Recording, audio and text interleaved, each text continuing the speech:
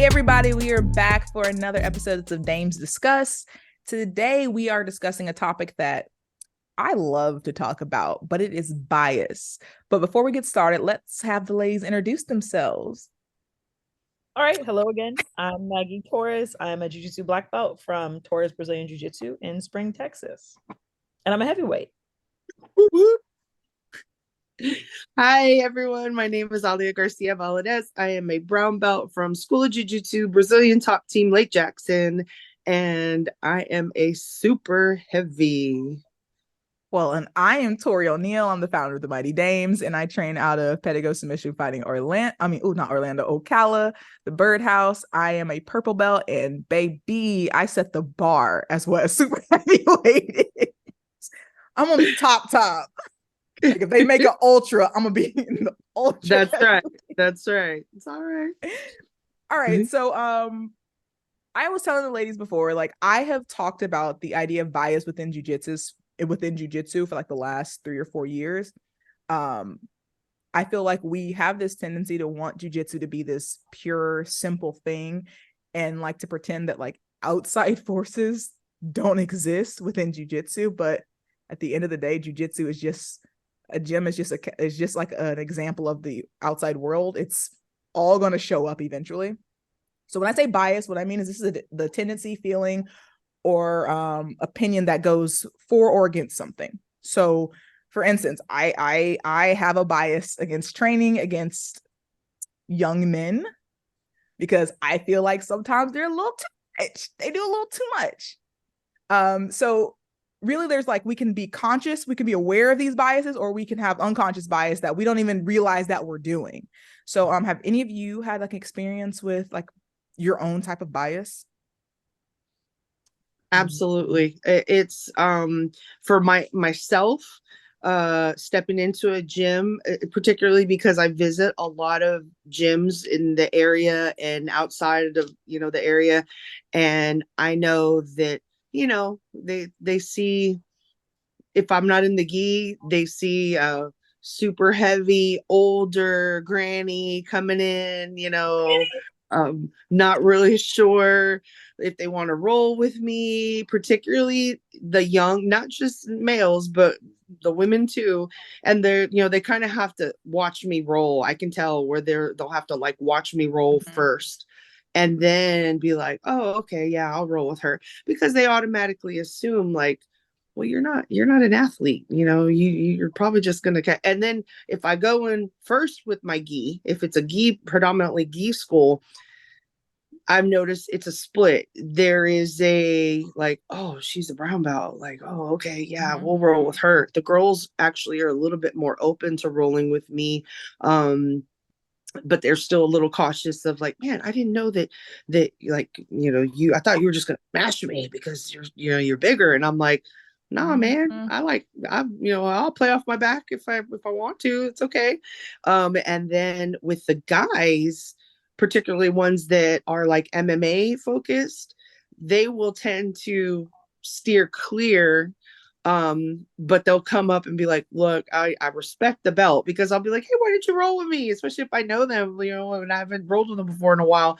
And why'd you roll with me? We should have rolled. And they're like, I respect the belt, but I just want to go a little to, okay, cool. Well, tell me if you ever want me to, give you some pressure and just help you learn how to take a super heavy, because if you're constantly just training with 135 pounders, I get that that's your division, but some 135 pounders feel like 275. Yeah. So I get it on the receiving end sometimes, and I do have my own. Yeah, and it's okay. But the thing is, I feel like we learn such that bias is a negative thing, but like there's other ways that bias can be positive. Like you can have a bias towards like, living a healthier lifestyle, choosing to eat a certain way, so choosing to like. I think it's semantics though, because yeah, bias assumes that it's negative. That it is the negative part of it. I think you can have like beliefs and misconceptions about things, and like I think about it in terms of like there's so I definitely experience bias, I'll say, but I think it's not so much in my gym. Like I think because oh, I'm the highest ranked female there. And I think I have been for a while, but even before I got to black belt, I had to kind of like consistently, whether I wanted to or not, put myself at like the forefront. So people didn't have an option to be like, oh, I don't want to train with a woman, or I don't want to train with a heavyweight, because I'm going to pick you. Regardless, you're going to get picked and we're going to train. I almost feel like mine was more like internalized. Like I was like, oh, this person doesn't want to roll with me because I'm bigger, or this person doesn't want to roll with me because I'm female. And then I would talk to them and they were like, what? No. Yeah. They're like, you just beat me up and I needed a rest round. And so it was like an internal thing where they're like, yeah. Oh, they're like, you train really hard. And I was like, oh, do I? And then I'm like, then I had to think like, oh, am I that person that hurts people? And no, and they're, oh, you don't hurt people, but girl, I came here to try to rest. And I'm like, oh, okay. Yeah. So it's like in my head. Yeah. The stuff I run into more frequently is actually in the women's community. And I don't know if it's less now, but I don't know if it's because I'm a heavyweight or because then some people will tell me, girl, you're not a real heavyweight. And I'm like 190 pounds. Like, I feel like that's like, I'm a heavyweight. They're like, you're like a light heavyweight. And I'm like, that's not quite how that works. But like, I would run into women who are smaller and they would absolutely avoid rolling with me. And I'm like, man, I've never injured anybody in my life. Or like, or then I would roll with somebody bigger and they would roll really light with me. And I'm like, oh, I'm like the weird, like light heavyweight. You're like awkward in between cruiserweight. Yeah. Bit of that anyway, though. Like I think there's a bias anyway because of experiences maybe that women had in the past with women, or they were bullied in another setting, maybe. So I try to be friendly, but sometimes I think I'm overly friendly and it creeps people out. Well, you know, we see stuff like this all the time. All right, let's just say this, like, jiu-jitsu women are definitely overly friendly. We do not care if we just met you. If I see you across the room, you are my best friend. We are hugging. We are doing a little rock neck back and forth. I think it depends because I think we in particular are just, our personalities are what they are.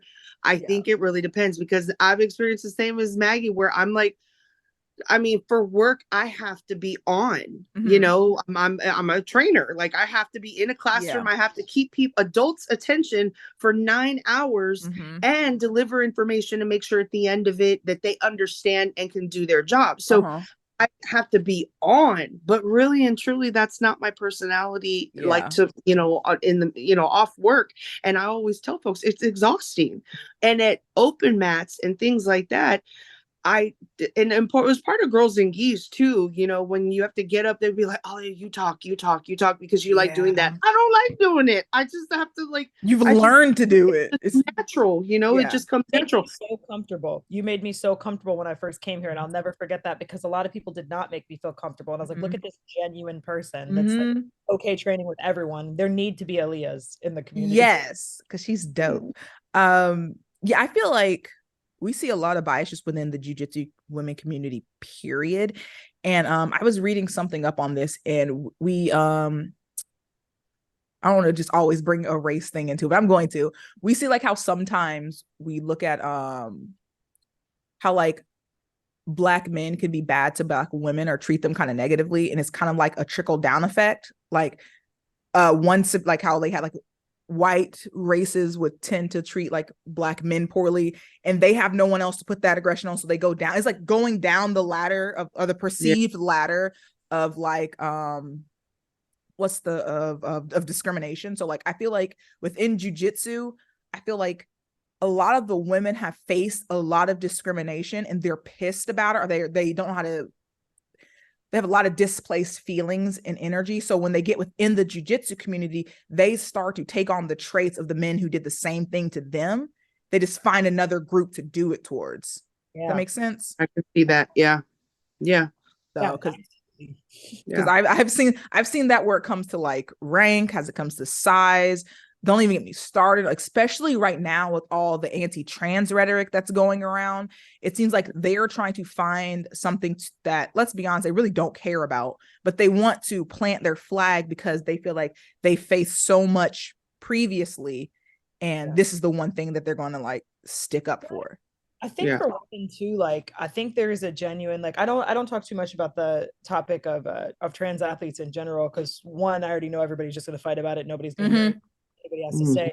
Two, I think everybody should be able to train because they want to train and compete because they want to compete. So it's not really It's a non-issue that's made an issue. But at the same time, I'm also like, I understand that there are a lot of women in this sport who are very fearful of erasure. And so I try to be understanding on both sides. Like I've met women that are like, well, I just want to be accepted as a female athlete. And by having somebody else's movement tagged onto my movement, it takes away from what, and I'm like, yeah, I can understand why you would feel that way, but you are not less of a woman because somebody else has like there, like it's not like I can't be like, well, I can only protest climate change, can't protest this and this and this. Right. Like I think sometimes, and I don't necessarily think it's women's fault, I think that a lot of us are used to being marginalized, and you know, it's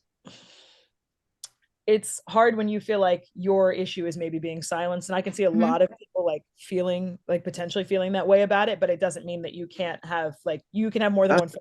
I think people don't realize that. Yeah, that's absolutely. I feel like that's literally what happened during the pandemic with all like the Black Lives Matter and the police law. Like I felt like just because someone is vocalizing one particular thing that is important to them is not minimizing whatever you're going through. I think like someone explained it to me, like, just because like I have like a piece of cake doesn't mean like I'm trying to take your piece of cake either. We can all have cake in this scenario. We can all be wanting to do other things. Like in a world that constantly marginalizes all of us, like trust me, we all got a lot to say about the topic. No one's being. Everybody's got a lot going on. Everybody needs therapy. Everyone got shit they're working on. I try to live my life in that way, like in the same regard that I also have to remind myself regularly. And now that I'm a black belt, I'm hyper aware of this because there's a little bias here too. Sorry if I'm taking us into this topic. You're good.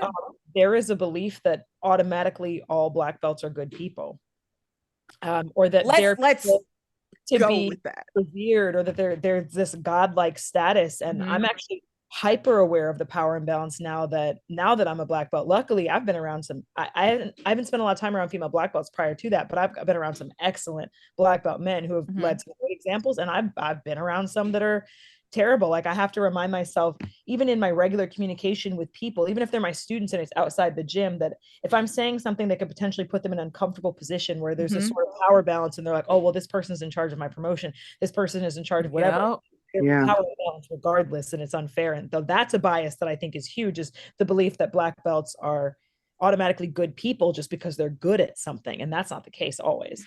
Absolutely. Let's go ahead and just throw this into the next part of it. So as like the bias guru who's been studying this stuff for way too long, and let me just also say, for no reason other than I'm a nerd and I found it interesting, I've looked through, there's multiple types of ways you can be biased, right? So I was thinking of what are some of the key ways I've seen that are really, really heavy within jiu-jitsu, with that, whether that's with other people, within like gym culture, how we train. And you started on the one that I feel like is the number one shining example, and that's what we call horns and halos. So we know we do it like devil or angel. So horns is someone does something negative and everything else positive is ignored. All we do is focus on this one negative aspect. In the reverse, we have halo, where this person has done or accomplished one thing, and by accomplishing that one thing, we ignore all the other flaws that come with it. I feel like you see this all the time with high-level black belts, competitors. We put them on pedestals. We treat them like they're gods. When you take 2 steps back, talk to anyone who's been associated with them, or look at all of the laundry list, they can be trash people. Absolute trash. Like just because you are a good competitor or because you have a black belt, that does not equate to that you are a quality person. And I feel like, especially a lot of like young people into the jiu-jitsus, we look up and we have this hero worship, and like it can be so detrimental. And it's heartbreaking when you do meet like a hero of yours and they're just trash. Disappoint you. Yeah. Oh. Yeah, it's crushing. It is crushing. And it is like Maggie mentioned, coming up in this, I was not surrounded by female black belts until I moved, really. I mean, and even then I don't train with them every day. It's not like I'm not in that environment. So when I would meet, I just did one in particular that stands out. When I went to Worlds, I went to Vegas, and I I guess you could say it, white and blue belt idolized this super heavy competitor and just automatically assumed that she was going to be a nice person, and, you know, and assumed that she was going to be super cool. And so I was on a mission to meet her. And on the day that she wasn't competing, I made sure, because I didn't want to bother her on the day she was competing. And I go to meet her, and she was just terrible. Like, rude as shit, and just totally. And I thought, well, okay, maybe because I'm fangirling. I was like, No, I probably, think you and I had the same experience with the same person, and I shall not yeah. name, but I know. Oh, so never mind. Now this is a character She trait at shall this not be point. named. Yeah. And I was like, Voldemort. dude, that's so fucking disappointing. I was so disappointed. And then another female black belt was the one who actually, what, from the States, said, you have to understand that it is a culture difference, number one. Number two, there is an idea that if you don't train at my affiliation, at my gym, that she was like, you know, the in their culture, it's very like, you know, the Jets versus the Sharks. Like, like there's that. And I'm like, what time for the West Side Story reference? I'm like, my professor's Brazilian. And they're like, but you are not. You are not. Like, that is like that, period. And then on top of that, it was like, then I started hearing other things about just shit that she had said. And I finally, you know, had to come back and I spoke to some other higher level females, and then also to female, I'm sorry, male black belts. And they were like, not every black belt is a good person. Yeah. So, and I kind of took the, you know, I'm a West Wing nerd, so I always I can quote the West Wing like crazy. So there's a quote on there. It says, you know, no matter what, even if we disagree, I will respect the rank of the position and the title. And that's how I feel with black belts. I will respect the rank, I'll respect the position, and what you know, what you've earned, but I don't have to respect the person. You're better than me, because I don't. I was just going to say, I'll acknowledge that you're a black belt. Yeah, I'll acknowledge you're good at something, but I've kind of gotten to a point actually where I'm like, no, it is a privilege to be able to teach jujitsu. It is a privilege to be able to have students. I feel so much love for jujitsu and gratitude that I feel like I have to give back. Like yesterday, we were at Alia and I were at the Mighty Dames like women's training, and it got me thinking about my first like couple months here in Texas. I was so excited because I was a heavyweight and I showed up to train, and there's these black belt women, and I'm so excited to train with them, and they refused to train with me. They avoided me, and I'm like, man, is it because I'm big? But then I'm like, oh, well, no, they're picking that bigger white belt. I was like, okay, maybe this is an ego issue. But now it made me feel like this is my duty as a black belt to make sure I'm training with people. So I'm actually trying to pick white belts and purple belts and lower belts. Like, I want people to have an experience that I didn't have. And I think like, I get what you're saying, because I definitely respect that like your skills can be great, but you might not be a person. Like, absolutely. Black belts need to be reminded too that like you're offering a service. It's a service. People can decide to be with you. They can decide to go somewhere else. Like, there's a lot of black belts who forget that with that belt comes, especially if you own a gym or you work at a gym or you represent a gym, comes a certain amount of professionalism that you have to have, which includes not abusing your students, not treating your students, like putting your students in a position where it's uncomfortable for them because the relationship's no longer professional. Yes. Like trauma dumping on people. Like there's so manipulating people. There's so many things that it's like people come to jujitsu so that they can have this outlet. They don't want to. It gets messy when there's a power imbalance and I'm doing something that's inappropriate, but they're or like a black belt doing something that's inappropriate, but then all of a sudden it's like, well, I feel like I can't say anything because this person promotes me. This person's in charge of me. Black belt in jujitsu doesn't equal black belt in life. No. No. So I'll play devil's advocate on this side. So I do think that I learned this, I probably learned this around like college. I do believe there has to be some awareness that we cannot put expectations on people that they did not ask for. Yes. Like some of these people, like we look up to as role models, they didn't ask to be role models. Some people, let's be honest, they've been dicks from the jump. They've been assholes from the beginning. So when we meet them and they're assholes to us, like we can't really be disappointed when like they didn't ask for this. And I feel that way with celebrities, but if you run a school, yes, it's business. This is my only difference. My other thing is, if you choose to be in a field where you know that personal relationships and interactions are critical, that you are a representative, and you can't, like, okay, let me say this, like taking like the Mighty Dames.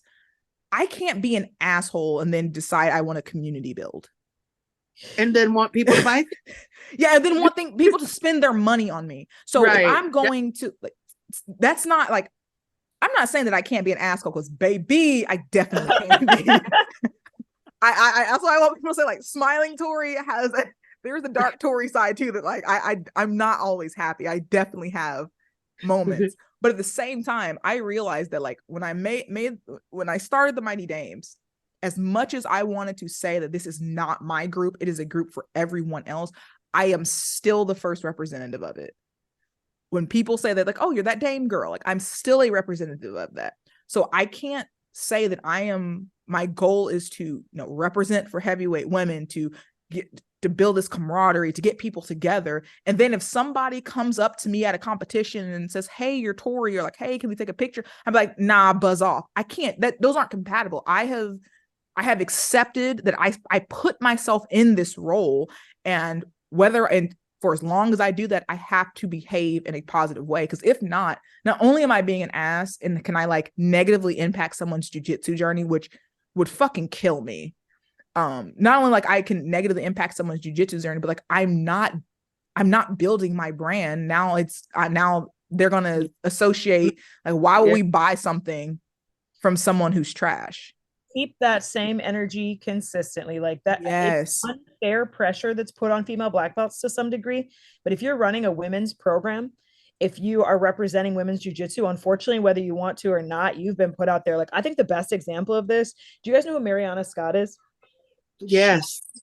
She is the best human, like, ever. She's an amazing, first of all, she's an amazing black belt. She's like a jiu-jitsu wizard. Yeah. She does all these like self-defense videos and things that she puts out there for people.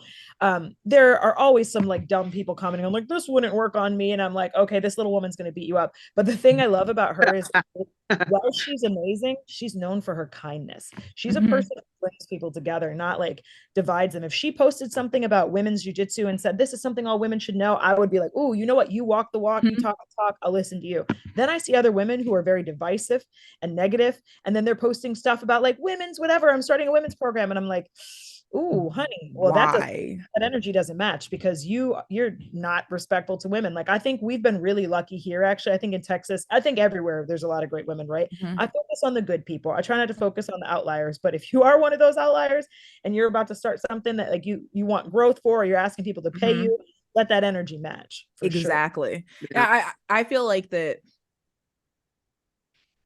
sometimes people don't realize how they're letting like their own personal bias, their own like internal or external, they don't realize how much that is impacting like their potential, because they've already succeeded. Does that make sense? Like, we see people who already like they have accomplished so much being like low-key terrible, not realizing, like, do you know how many other people you have turned off because of this? And yes, some people love an asshole. I mean, like, how people will like who just like quote Andrew Tate, Joe Rogan, and I'm sorry, Gordon Ryan too, like it's gospel, it won't click for me. But they have a particular brand that it works very well for them, which is fine, but I know that's not for me.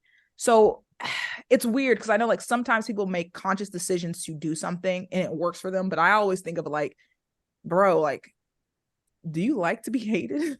Like, is that what you're like? I don't understand troll cultures also, so that's part of the reason why it's not for me. But yeah, I love me an asshole, I'll tell you. Yeah. love me an asshole, whether it be at work or whether it be in the gym. I gravitate towards them. But I think it has for me partially to do with, because my nature, my personality by default is not nice. It really isn't. I'm just contrary to what it really isn't, because I am very much a like I have to kind of peep. You gotta rein it in sometimes. And kind of watch a little bit, because being the other way, I've tried a little bit of both, and especially when you're married to one for 15 years, you kind of take on their personality a little bit.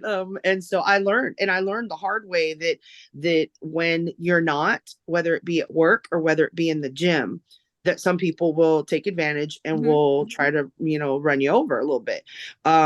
Especially when you're on the lower early years, right? Yeah. And I had to switch, and I just had to take over this.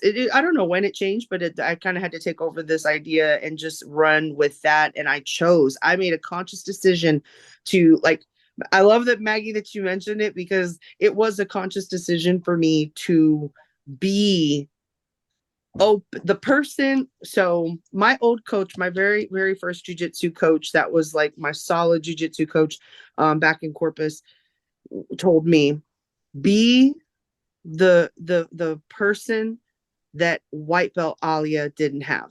Yes. Yep. And that just has always sat with me. And that's a lot of pressure too. Like I don't think everybody, and I should clarify, I don't think everybody has to be that. Because one thing I'll say is, like, whether people love Gordon Ryan, whether people hate Gordon Ryan, one thing I will forever respect about Gordon Ryan is that Gordon Ryan is 100% who Gordon Ryan says he is. And that's exactly. That's okay with me. Like, the way I see this, he doesn't have to be a role model to everybody. No. He doesn't want to be a role model to everybody. He's made it very clear that he's like, this is who I am. And I actually, like, I used to be like, he's playing the heel, blah, blah, blah, whatever. But part of me is like, you know what? I think this is genuinely who you are. And it is perfectly okay for me to admit that I might not like his interactions with people, but that man is great at jujitsu. Absolutely. But what that man is not doing is selling us this idea that like he's been honest about it. He's like, I'm not anti-steroid. I'm actually pro-steroid. I'm not kumbaya, everybody come together. He's honest about it. I think I'm more disillusioned by people who are genuinely not good people. To be good people. Like, and I'm not even saying he's a bad person. I'm just saying he understands that this is very much for him. Like, this is his brand. It's something he's building. He deserves to have that. Absolutely. I don't even hate Joe Rogan. I mean, I think Joe Rogan and I probably agree on quite a few things. I think we probably disagree on quite a few things as well. But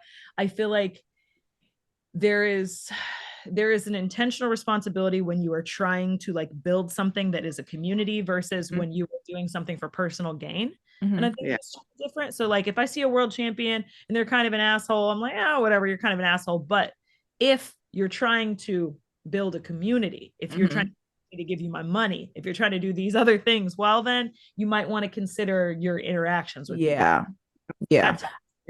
think that's a good point about like Gordon Ryan. Like, he's not, like I said, he's not my cup of tea. He won't. And even like like I already said, I don't watch a lot of jujitsu. So I was like, oh, okay, sure. But I watch like a lot of MMA, even some of the more like bombastic personalities. It is not for me. I love a Chael Sonnen. Oh my God. But you know what? Like, Chael Sonnen in today is like nothing compared to like how crazy these people are. So like it's not for me. It's like, it's aggressively not for me, but I know it's for certain people, and they're not, again, like how you said, it only kind of like gives me like that ick when they're pretending they're not what they said they are. Like, I do not appreciate dishonesty. So like I will take an honest asshole any day of the week than those nice mean people, like just tell me, let me know where we stand, so then I know how to react with you.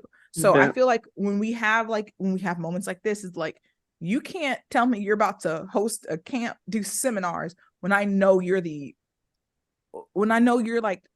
I'm not going. No, I'm not. Hey, will you support this? Absolutely not. Why would I? Empowerment cause when you don't empower other women. Like, if I don't see you reach your hand down to try and lift another woman up, once you get to the top, I'm not worried about you.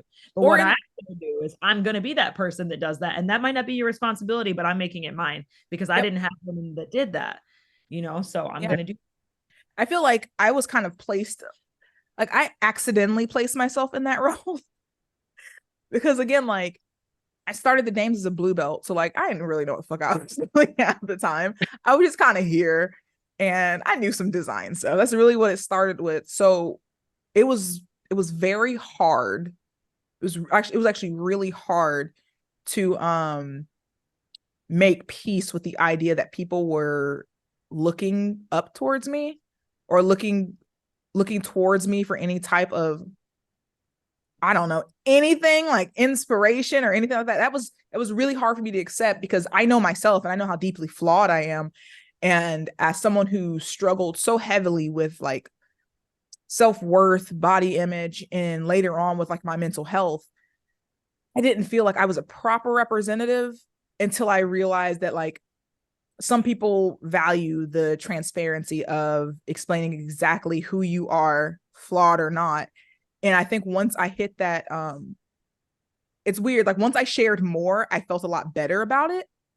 Yeah. And I felt like I got a different level of respect that I wasn't expecting.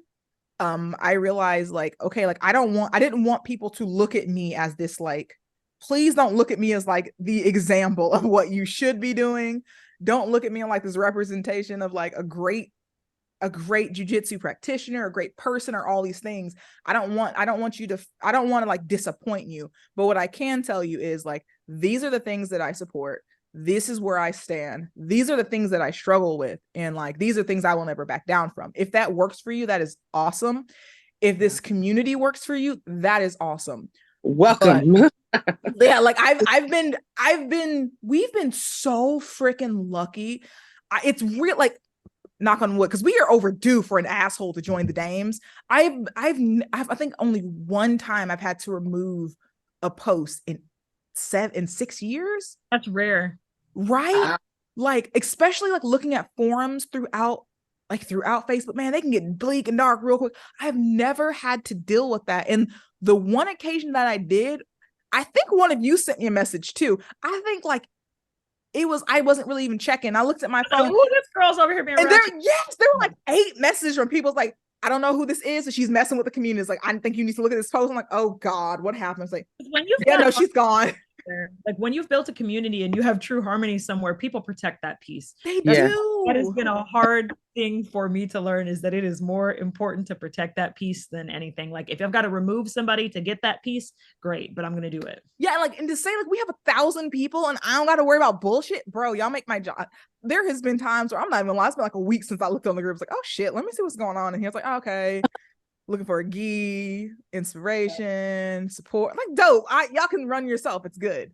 And when you stepped into that role, and it really, because I can remember right way back in the day when, so for those of us that seek that community on the receiving end, that we're seeking out that community and seeking out the whole, I need to play, and by accident come across it, I wasn't, and I didn't go into, me personally, I didn't go into it thinking, hey, I need you to be perfect. I need you to be, on the contrary, I respect so much more when someone is honest, when someone is, like you said, flaws and all, I'm going to put it all out there. And I can remember somebody saying, you're never going to find a sponsor that way if you keep posting about, the sick stuff and this and this and being heavy and whatever.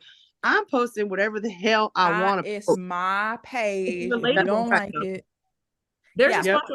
It's relatable. It's honest. Like if you have to change who you are for that, then maybe that's not for you, because my thing is authenticity. And that's what I prefer to see. Right. I love Kendall Rusing's post. I love when she's honest about that. I love when people are honest about, like, she talks about like struggling with disordered eating in jiu-jitsu. The reality is most of the men and women I know in jiu-jitsu do. I love that honesty. I appreciate it. Absolutely. Yeah. So one more thing I do want to go into, and this is kind of going to shift us to another realm of thinking of bias. And one for me is confirmation bias. So this is when we like seek to confirm our own beliefs. And I am guilty of this a lot within training. Like if I don't think this move is big girl friendly, I'm not going to do it. I have no interest in it. It is not for me. And what I've noticed over the years is like, I have limited myself so much. And now being like, I'm going to be like that 5-6 year purple. I just know it. I'm like 4 years into my purple belt due to life, and I've hit a different gear of thinking of how I train. And I just think back of how much I've limited myself because I thought this move is not for me versus maybe this version of the move is not for me. Let me try something else within the realm. So like I was talking to y'all about like passing from my feet. I just was convinced this was stupid. This is not work. This is not for me. I don't know how I got that in my head. So I always have passed from my knees. And I just started doing it a couple weeks ago. And I'm just sitting here like, all this time wasted. Just wasted. Sorry, that is my toddler crying at the door. One moment. You're good. You're good. Go ahead. Tell us about you. Have you had that same kind of experience before? Yeah, for sure. I was early on, same thing. Like, you want me to do what? The what? Mm-hmm. And you want me to roll where? Mm-hmm. And yeah, I don't think that's gonna work for me. That's just not gonna work for me. It's just not. And then I mean, we were just talking about this yesterday, as a matter of fact, because there was this Barambolo Granby roll thing to get out of this turtle. I can't. Granby rolls are the devil to me, but I love them. But inverting it all. Yeah, it's a love-hate relationship. So there is very much what we do it to ourselves, right? We do it to ourselves, where we're just like, and mine too, the Dars, the way you want me to put my chest on the back of their neck, they're still going to be able to breathe. This doesn't know. And so I would just stay clear of attempting, like they learn, like my coach would be screaming, the Dars is right there. The Dars, Alia, the Dars, Alia. That's not for me though. That's not Alia. Yeah. I'm not going to do it. I'm not going to do it. But it took someone, hi baby. It took someone to tell me, hey, I get that you don't like them, but why don't you look at try this, and just one little slight modification, and I'm like, yeah.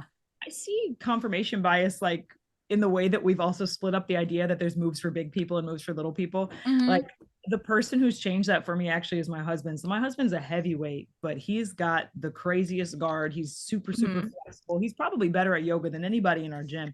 Like there's things that I would say, I can't do that. I can't do that. Peanut butter. Yes. Thank you. Great. There's things that, Mama, baby, do you know you're interrupting a live podcast? My uncle. Okay, go out there and I'll meet you and grab you some grapes. Okay. Yeah, go out that way and I'll go get you some grapes. I don't care about this. Where are my grapes, woman? I please. There's like there's a big move, there's a big person move, there's a little person move, and that doesn't really exist. Or even how people think like I should, Cairo, I'll get you some grapes, I promise. Then give me some. Give you some? Okay. Like you should only train gi, or you should, he's sassy, he gets up for me obviously.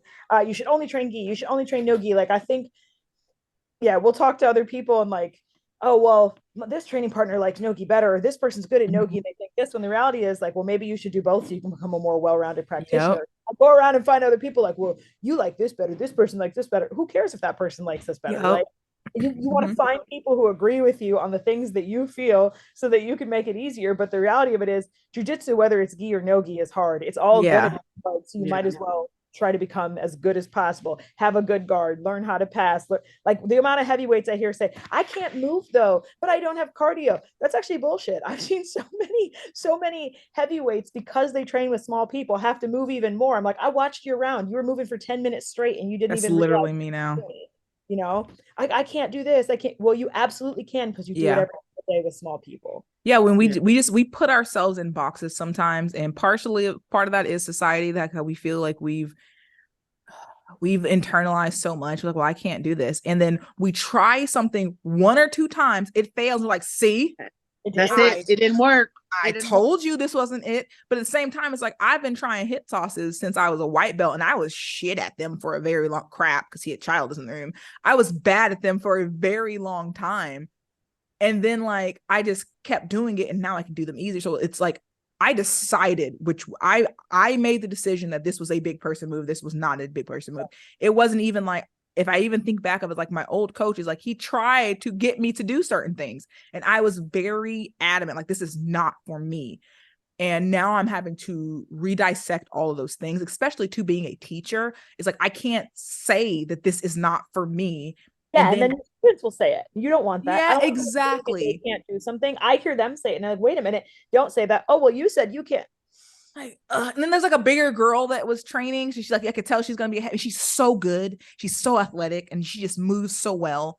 And like, I'm over here saying like, I don't do triangles. She's like, oh, should I not do No, you can do triangles. I'll try. I'll try a triangle for you.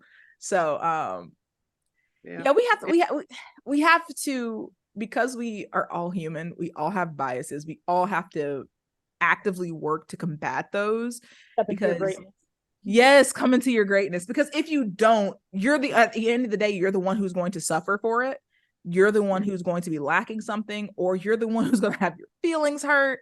So I feel like at the end of the day, we need to be, as long as we are aware of them and actively combating the negative ones, I think we'll end up on the better side of things. I think from an athlete standpoint, that for me, from a competitor standpoint, the game changes the moment that, to tag on to what Maggie just said, because I love that you're so quotable, Maggie. Like, you really are. It is, right? Yeah. So there have been moments as an athlete that I've literally said, well, like, we'll try that. What if it doesn't work? Mm-hmm. And they're like, what if you're great and it does? Like, what if it, and I'm just like, okay. I mean, it might work. Yeah. Yeah. But thank you, ladies. This was awesome. We will definitely be back again next month for another podcast. Yeah, I'm going to, I don't know, I'm very sleepy right now. But thanks, ladies, for joining. My toddler, as you heard. All right. Can we put on the title card the Mighty Dames featuring, and then he's gonna have he'll have like a little feature. Yeah, and then Cairo.